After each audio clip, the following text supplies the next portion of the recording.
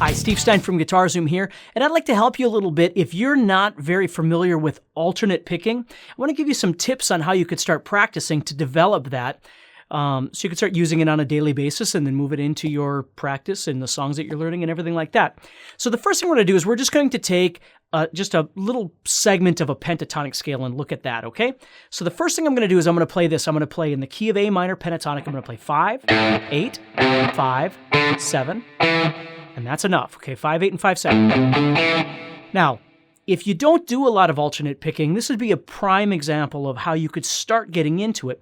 Alternate picking is when you pick down and up as opposed to just picking everything down, okay? There's a bunch of different ways that you can do alternate picking, but let's just talk about a real fundamental way of doing this, which is literally just picking down and then you pick up afterwards.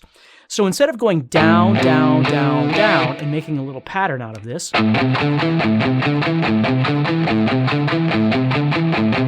what we want to do is we want to convert that into down, up, down, up. Now, before we do that, let's just talk a little bit about the alternate pick itself. Basically, what I'm doing right now is I'm just palm muting just to give it a little bit more definition as I'm playing, as opposed to just playing it open like that. Okay. The alternate pick, basically what you're trying to do are a couple of things. First of all, you're trying to make the down and the up sound similar to each other. Okay? So when you're playing, you're trying to focus on the attack of both the down and the up so they have a similar sound. So it doesn't sound like your down pick is so much different than your up stroke, for instance. Okay? The second part of that is be careful not to turn the pick way too much. I see a lot of players when they play, you'll kind of see how my guitar is at an angle already.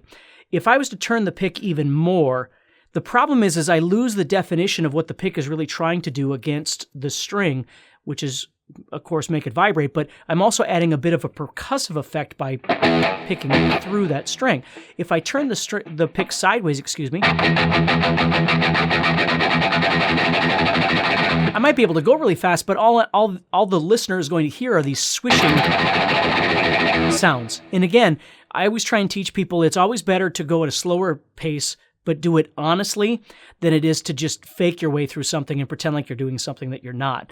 Why not learn how to do it the right way and make it sound the best that you can possibly make it sound?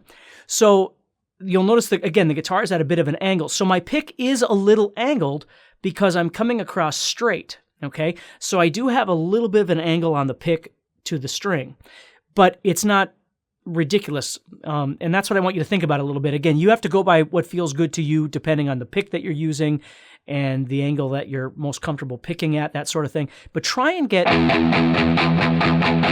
so you can hear real definition when you're picking that string. And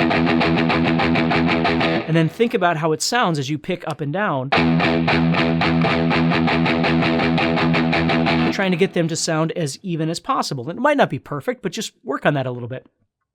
The next thing to think about is as you're picking, and this might change a little bit depending on the speed that you go, is whether or not you're picking from the wrist is doing the movement for the guitar pick, or whether or not the elbow is doing the movement, okay? Most of the time, those are the 2 points, is you'll either lock at the elbow as you pick, and you'll move like this, or you'll move more from the wrist. Now, I've seen people move a little bit more from the fingers, but, I mean, usually there's a combination of these things. But again, it might be nice to just think about that a little bit as you're playing. Are you locking that elbow and moving like this? Or are you moving from the wrist? Just to kind of get used to, because you're going to use the muscles in a different way depending on what it is that you're doing.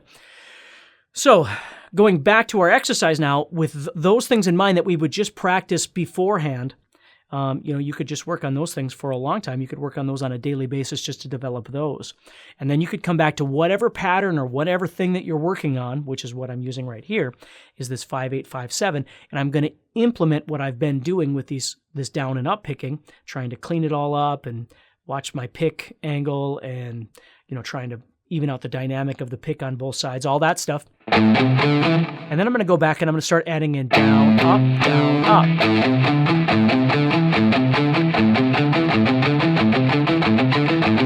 And as I'm doing this, it's really important for you to try and learn how to relax your muscles. Okay, a lot of times as you start practicing something, especially when it's new, you'll have a tendency of tightening up and tensing up. And the problem with that is that you're going to wear out a lot faster, and you're going to cause yourself a lot more pain in doing that. So the trick is to always try and stay as loose as possible as you're playing. And again, this is where you're going to start figuring out whether you move more from the wrist or whether you move more from the elbow or the bicep, depending on how you want to look at it, to try and do this sort of picking. And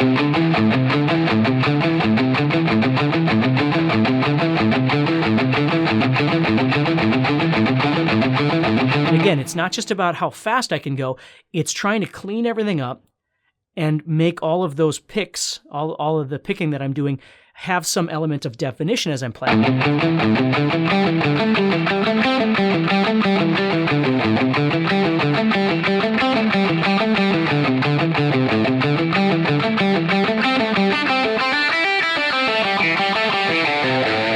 You see?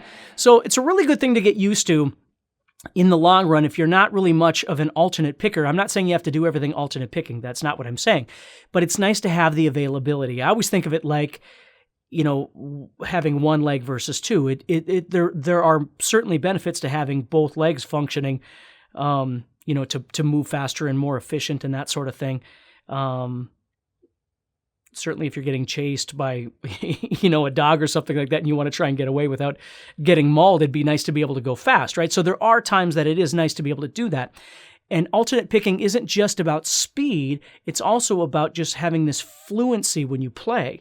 Where a lot of times what's really cool about down picking is down picking gives you kind of a real sort of, I call it Cro-Magnon. It's a real kind of heavy to feel when you're playing. And it sounds awesome. But sometimes you want to smooth that out. And you want something that's a little more flowing as you play. And a lot of times that alternate picking is an opportunity to give you that. So a little bit of tip there that might help you in transitioning from your down picking to alternate picking, or to optimize your alternate picking a little bit as well. So take care, practice hard, and I'll speak to you soon.